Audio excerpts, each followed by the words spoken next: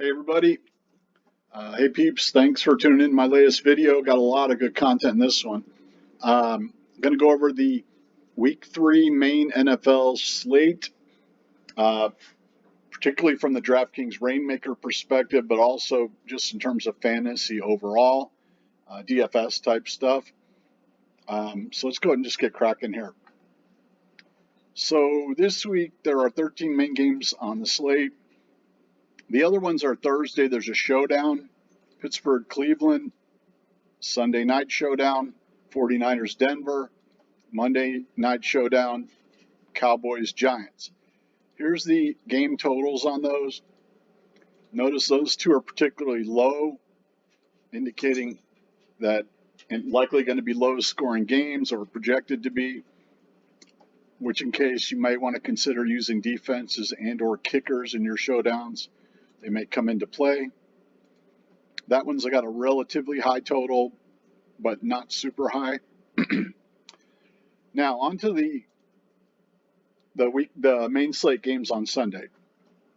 Now last week I talked about using this strategy to sort of find teams to target, and it worked very well in week 1, but in week 2 it didn't work quite as well because, for example, the key game was Miami, Baltimore. Miami put up so many points with Tua and the receivers, and Baltimore put up a lot as well. And they didn't quite make it on there because that game had a low over-under. Also, last week, I would say stacks worked better than in week 1. So you sort of want to incorporate both. And obviously, there's things like defense versus position, a lot of things along those lines. But I'm mostly using projections from a fantasy site and some sort of trends and concepts in this.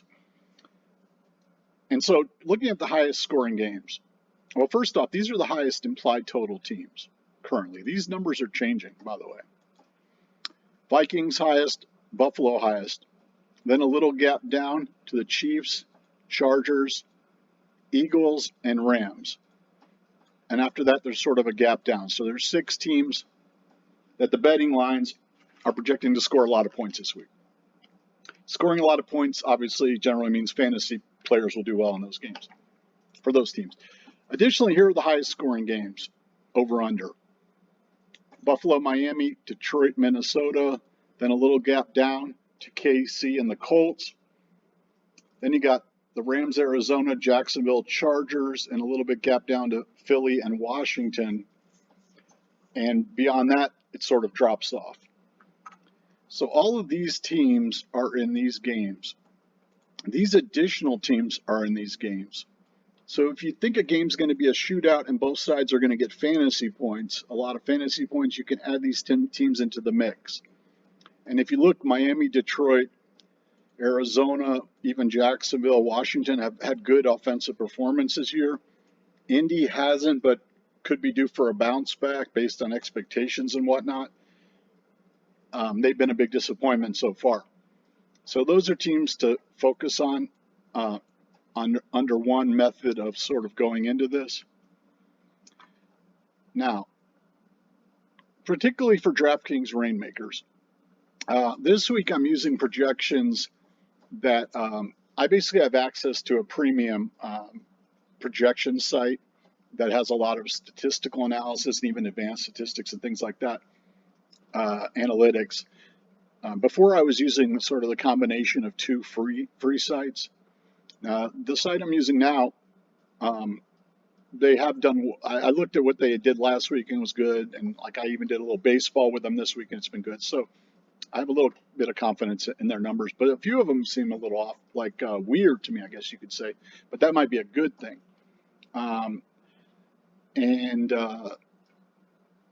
Well, I forgot what I was going to say on that. Okay, so sort of eyeballing it, I didn't actually run an optimizer, but these would basically be the 2 chalk. Along these are like the 3 chalk lineups for Rainmakers this week. Assuming you used a superstar in each lineup and you used unique players in each one. So basically Hurts, Mixon, Kupp, Diggs, and St. Brown. Projected total 111 from this site. which is actually higher than projected totals that I had the last 2 weeks for the best account, I believe. Second one would be Josh Allen, Fournette, Tyreek, A.J. Brown, and Kelsey. 102, 103.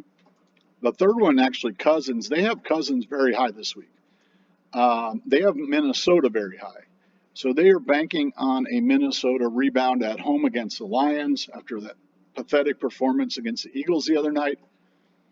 Whether that happens, it's still up in the air to me, but the analytics and the bettors also are banking on that. Oh, and by the way, these totals have actually come down a little bit over the past couple of days. So people are betting the unders on games in general. That one's Cousins, Montgomery from the Bears, Jefferson, Brown from Arizona, and Swift from the Detroit. That comes up to 94 points. Well, obviously here you have Allen and Diggs and Hurts and A.J. Brown, so it's sort of easier to say the chalk to just combine them for a stack, or that's another way to look at it. And they basically come out with the same totals. So these basically have the same players on it as these. Now, there are superstars left off of this. In particular, Cook, McCaffrey, and Taylor running backs are sort of the top tier on the projections I'm using. Cook is actually above McCaffrey, and then it's in that order right now. So they love Minnesota this week. Eckler and Henry are down. So where these point totals are getting to on these, you could substitute these in for these type of things and build a lineup around that as well. That hasn't necessarily worked good this year so far.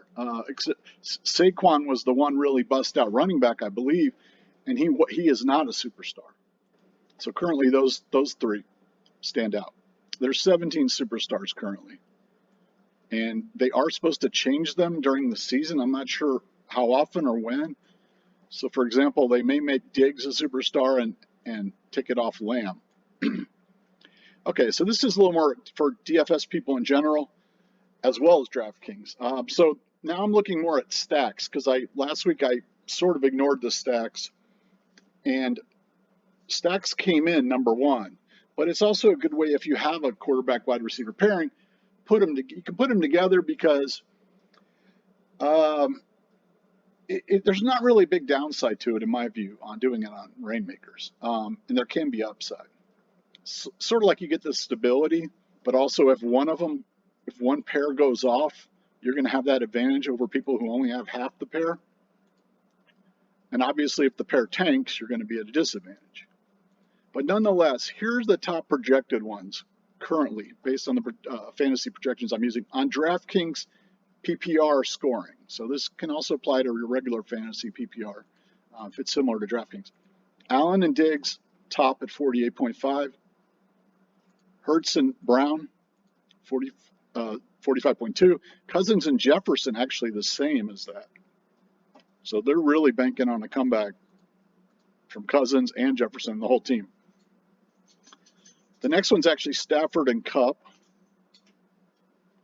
Then Goff and St. Brown, actually, above Mahomes and Kelsey. Surprising. Then Burrow and Chase. Then you have Herbert and Keenan Allen, and I sort of marked ones that are injury questionable, and both those are. So their numbers may be low right now, and they may get raised if it's like Herbert's playing, Allen's playing type thing. Though that may go up. Projections and the implied total for the team. Tua and Tyreek next. Murray and Hollywood Brown. Carr and Adams slightly above that. And then Lamar and Andrews here. There's also others that are fairly close to this, but I was focusing on the main highest ones. Note here that this pair, and this pair have no superstar in them. So they are more versatile. You can use those two and throw in an additional superstar. That's the Philly one, the Detroit one, and the Miami one. Now, you may decide to go, based on last week where Tua came in with Hill and Waddle so big, especially in DFS, because not that many people had it. You may want to just look at some 3 stacks Although I would say that's a bit tricky with ReignMakers, but if it hits, it's going to hit big. And some teams have more likely ones than others. So some of the highest projected 3 stacks. Now, again, these mean like possible injury, and yellow means running backs. And there's a variety of them. But looking at it, the Buffalo one is projected the highest if Gabe Davis is at that point, 61. Then actually this Burrow one is, but that's with Mixon in there. They have Mixon projected very high. And Burrow Chase Mixon is not a normal combo. The actual Burrow Chase Higgins is 54. Depends on how many balls you think the running backs are going to catch and for what distances. I would say Swift is the one that catches, of the ones that are up here, catches the most balls. So next it's Hurts, Brown, and actually Devontae Smith. So I went with the third highest scorer for that team projected, which in some cases is slightly surprising. But they had Devontae Smith above, even above Sanders. Not Devontae, yeah, Devontae Smith above Sanders, the running back. Cousins, Jefferson, and Thielen. Now Cook is very high projected, but you can't use him with Jefferson. Mahomes, Kelsey, and Schuster. Hilaire is also pretty high projected. Herbert, Keenan Allen, and Mike Williams. You can't use Herbert with Eckler. So if Herbert's out, you can use Eckler. That's a lower projection right now. Stafford, Kupp, and Higbee. They actually have Higbee as the third highest projected in the Rams game over Allen Robinson and the running backs. Burrow, Chase, Higgins. Tua, Hill, Waddle. So, sort of surprisingly low for me. Of course, sometimes we get that recency bias where whatever they did last week was the best and we forget about week 1. And they may have reversion to the mean where, week 1 was, they're going to come back to more week 1 thing or an average of the 2 for NFL in general and for sports in general. Then you have the Vegas one. And actually, Waller was in there, but the number was even lower. Jacobs is higher. Carr, Adams, Jacobs. I think I actually looked at Jacobs' receiving numbers from the last 2 games, and I believe he had like 5 targets and decent yardage both games. So he actually was projected higher than Waller or the other, or Renfro, for example, 51.5. Goff, St. Brown, and actually Hawkinson. If you're looking at receiver tight ends, was the third highest, 52.7 in that game. But if you put in Swift, it's 56.6. They didn't have Swift super high. Not sure if it's because possible he was banged up a little bit, or they think he's going to get poached a little more by Williams. And then again, Burrow, Chase, and Mixon.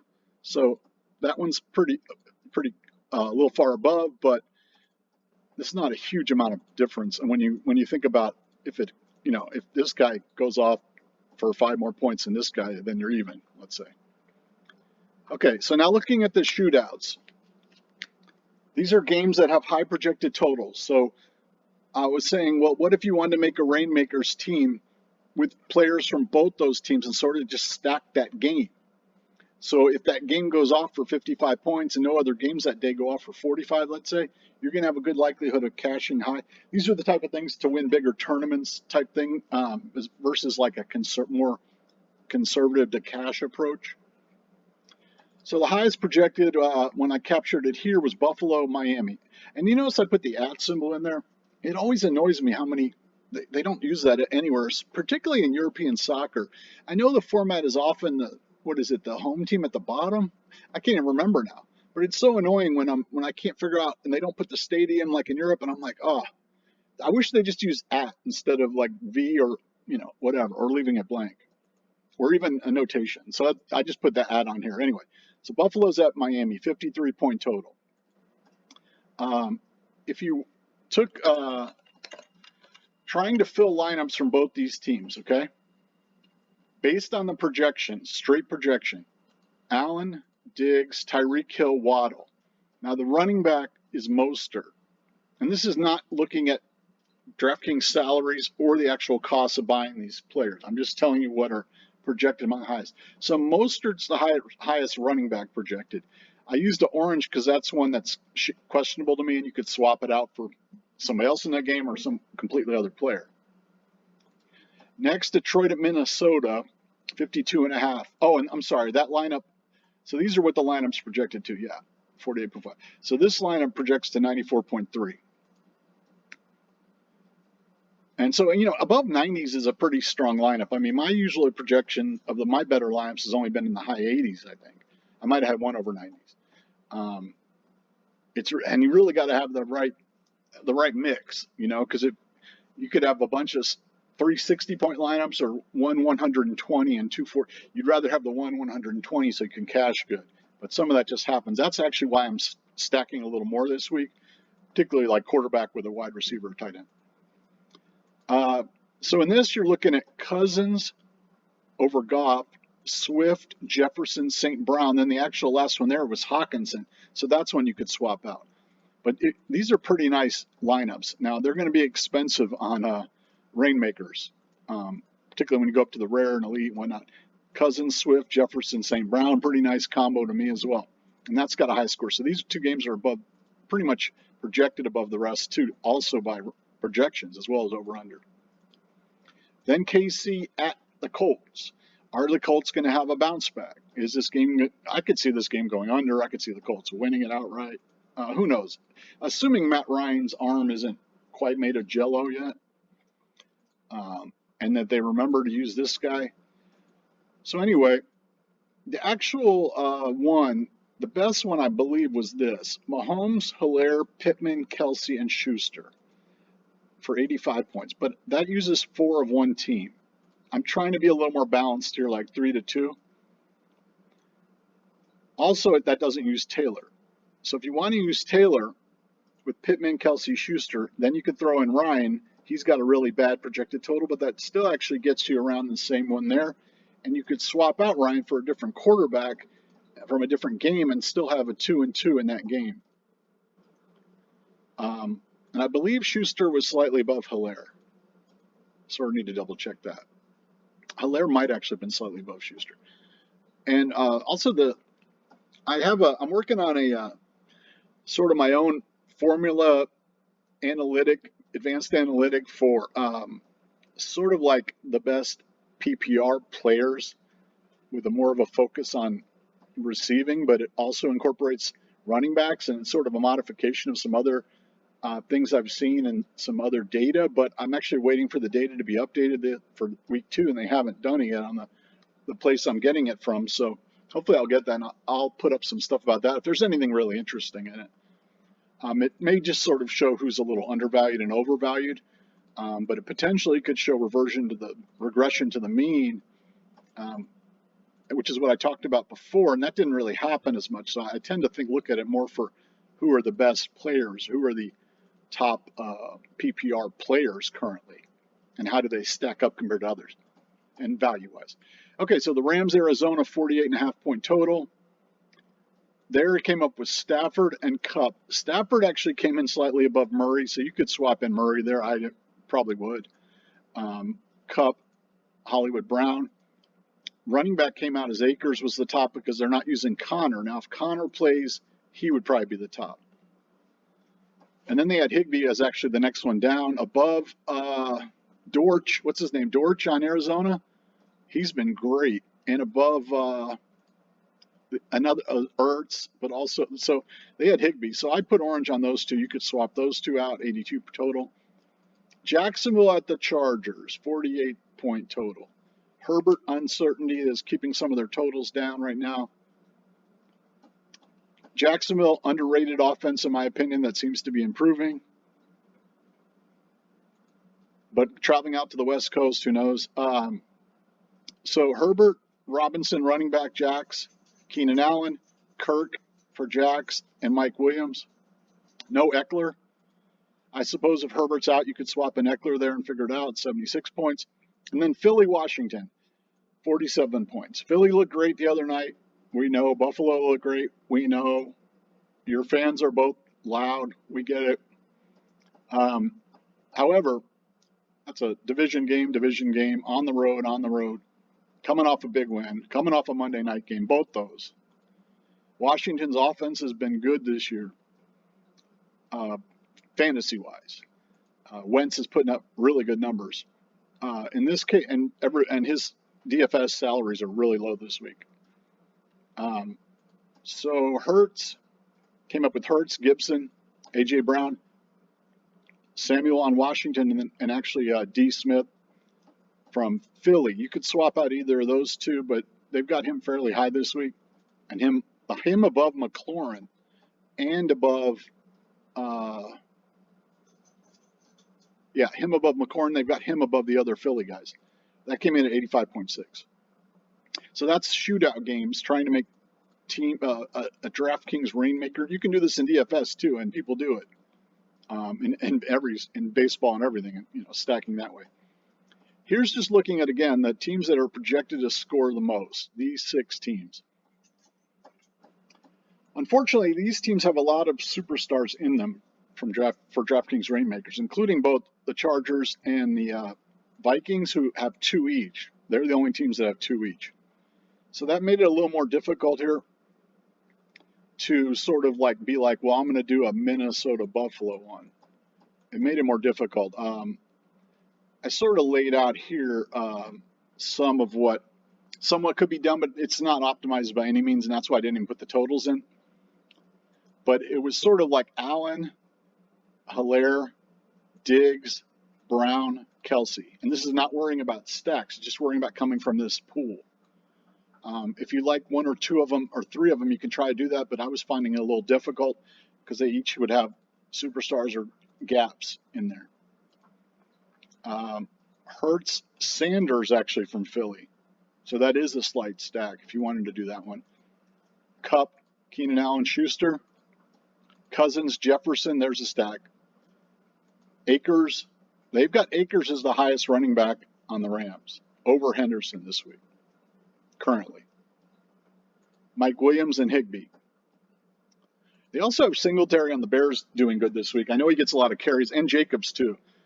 They're nice guys for getting a lot of steady carries. We'll see if you can really put up some numbers. Their passing attack looks pretty dreadful, and I've had Mooney in various things, and everybody says how great he is or how promising he is. He hasn't really done much so far this year. Anyway, Mahomes, Singletary, Davis from the Bills, Smith from Philly, Goddard from Philly. Goddard's been really good this year from the tight end slot. Then you got Herbert, Henderson from the Rams again, both these Rams guys. So this was in terms of filling lineups with non-superstars, and I basically went down the list of players from these teams and filled them in, starting here on down. So best on down. Thielen, Allen Robinson, and Knox from Buffalo. Then Stafford, Cook on the Vikings, projected high, hasn't done anything. So I own a bunch of these, but hasn't done anything. Valdez on KC actually projected fairly high. Irv Smith on the Vikings, 2 good weeks in a row. Everett, been good. And then finally, Hurt. Oh, okay. So then I was sort of saying, then I said, well, Eckler's not in this. So I said the best of these probably is Hurts, Eckler, Diggs, Brown, Kelsey type of thing. You could swap out Brown for somebody as far as theoretical high. And that sort of goes back to what I was saying about the top about McCaffrey, Taylor, and who's the other one? Cook are all projected high. And you could swap them in there for that. And that is one of the chalk type lineups that is not, what was I going to say? Yeah, it doesn't have a stack. And Saquon's in the Monday night game, so he's not in this week. I want to tell you a little bit about the cost, too, of some of these things. I got a little bit on that, but I just want to say I appreciate you guys viewing the videos, likes and comments. Please subscribe and hit like. There's my DraftKings referral code. Apparently, I think it works, my DraftKings account. But you can also, if you want to tip me, you can gift ALLDAY and TOPSHOT moments or packs to my username on there, which is at Kentucky Wildcats. If you're involved in those projects, I put some puppies and kittens on there because I know people like those. Those look like corgis, which are they're really cool. They're really cool dogs, but they're surprisingly yappy, at least the ones I've met. Okay, so these aren't the actual players that are mentioned over there, the exact same, but I was using some as an example. And this is prices from earlier this morning for Rainmakers, just to get an idea of how things can be jacked up based on popularity and based on who is not a superstar. And it goes from week to week, and it also definitely goes before the showdown games. So some cards you may want to consider selling for the showdown games. Some I do, some I don't, because sometimes I have a good team and I want to give it a chance. And other times, you know, somebody buys my McKenzie from the Bills, and I'm like, okay, good, take it. Especially core cards. So my estimates here, without going too far in depth on the calculations, are that core cards currently have a maximum of about 4,000 to 6,000, but there's really probably only around 4,000 that exist currently, due to like momentum packs not being sold yet, and unopened packs, and other things like that. But with these prize cards are starting to increase the totals a little bit because they're giving away a lot of prize cards. On the rares, 1 to 1.5K, approximately 1,000 of each one, and these vary depending on rookies, defense, that type of thing, superstars. But how many I would approximate exist currently? On the elites, approximately probably closer to 200 to 300. That's it. That's why this level's so expensive, and why I don't understand why DraftKings made elite the focus. I think rare should be the focus, and elite and legend should be combined, as I said on the Discord the other day, or something like that, because people can afford this a lot more than they can afford that.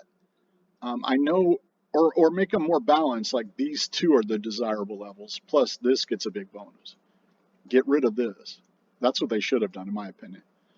Because only 200 of, when there's only 200 Josh Allens out there, they're going to go through the roof type of thing. Anyway, the legendary get very rare. I would call these extremely rare, but they even have a level above that. Some of this is because they copied Sorare's format a little too much.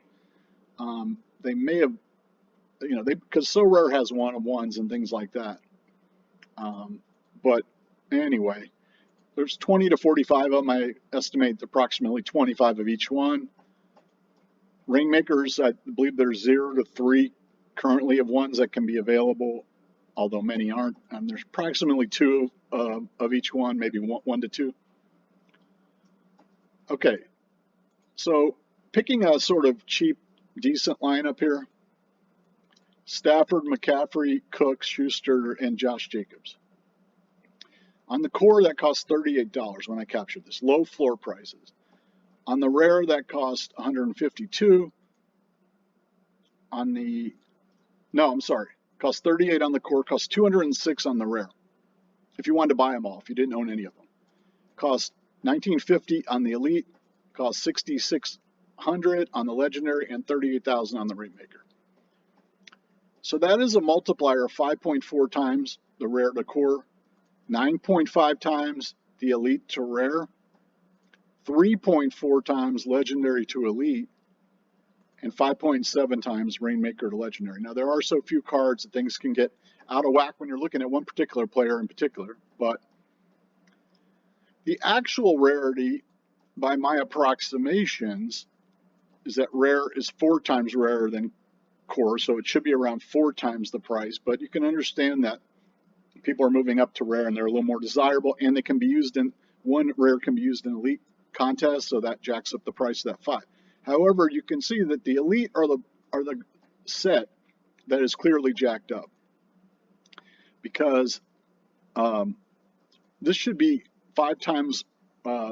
These are 5 times rarer than elites are 5 times rarer than rare, but they're almost 10 times the price for this group.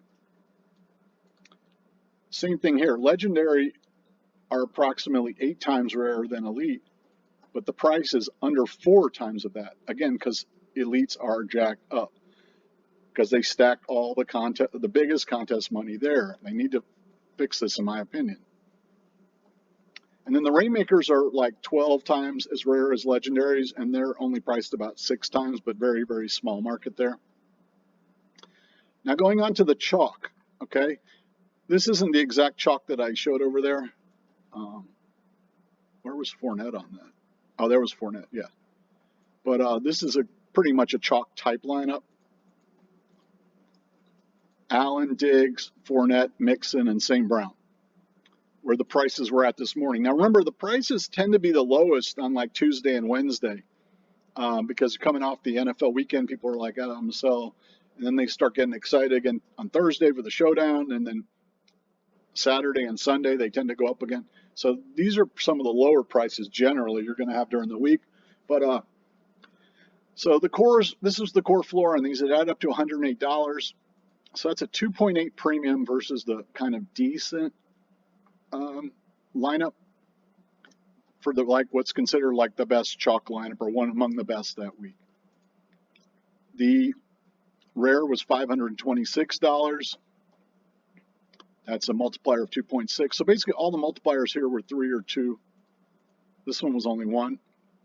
I didn't actually do it on the ratio, but it would be similar because they're similar. That was $525. This was $4,500 versus $2,000. This is $500 versus $200. This is $20,000 versus $6,000. This is $86,000 versus $38,000. On here, you can note the quarterbacks are holding value. Obviously, that certain cards are so jacked up, and they may become superstars later. What else was I going to point out here? McCaffrey's cheap there.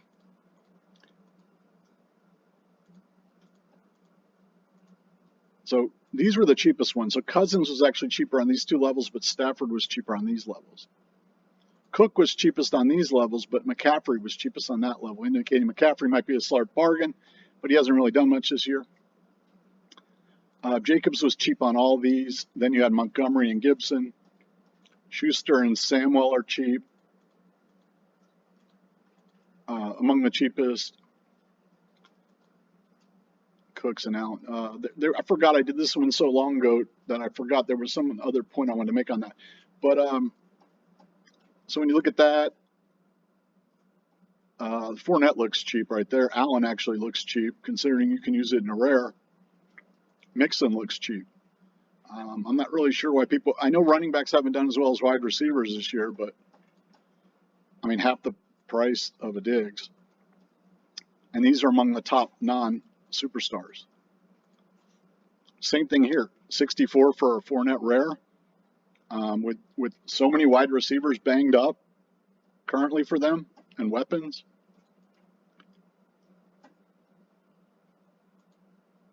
And going up to here, the Diggs being 300 more than the Josh Allen. Now, it is a superstar. You have to take that into account. Going up to here, the Allen is 2,000 more than the Diggs. So it's basically like somebody's trying to sell their Diggs legendary cheap because it's the same price as all these. But here, somebody's probably sort of trying to sell their Allen cheap, or nobody wants to sell their Diggs elite. And then here, it's only, very small amounts, but 40,000 for the Allen. All right, so that game I went over half an hour. I didn't want to do that. So thanks for tuning in, guys. I'm gonna probably do another one when I can get this information about PPR. I can show you some of my unique rankings for players, and maybe there's some good fantasy or DFS or ReignMakers stuff within that, as far as who's undervalued or who deserves more playing time type thing. That's it for today. Signing out. Have a good one.